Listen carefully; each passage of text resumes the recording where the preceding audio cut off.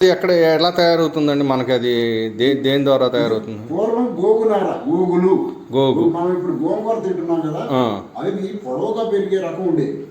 అంటే దాదాపు ఒక 12 feet 15 feet పెరిగే రకం ఉండేది. అందుకే అబ్బా, అంత ఎత్తు పెరుగుతాయండి.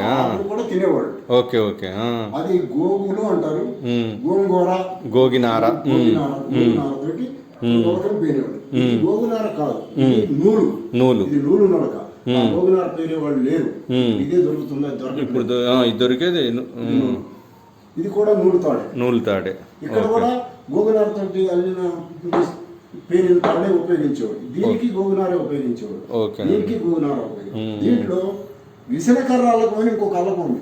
అంటే అక్కడ విసనకర్రలు వస్తాయి అన్నమాట. అక్కడక్కడ విసనకర్ర లాగా విసనకర్రలు వస్తాయి. ఆ డిజైన్ ఇది అదొక అల్లకం, ఇదొక అల్లకం. ఇది మూల అల్లకం. ఓకేనండి. దీన్ని ఇప్పుడు చాలా మంది ఇప్పుడు ఈ అందరిళ్లలో కనపడవు కదండి. ఇది పాత కనపడవు. ఇది మంచం. దీన్ని నేనే అల్లాను. మీరే వెళ్ళారు? Okay okay. 3 years అవుతుంది. 3 years అవుతుంది.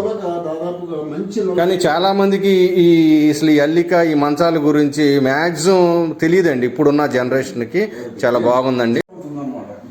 యాక్షన్ ఎక్కువ ఉంటుందండి. బాగా యాక్షన్ కావాలంటే ఇంకా టైట్ చేసుకోవచ్చు. అది కుక్కి మంచం అంటారు కూడా. కుక్కి మంచం కూడా. కిందికి పోయినప్పుడు కుక్కి మంచం అంటారు. పడుకున్నాడు అంటారు. ఓకే.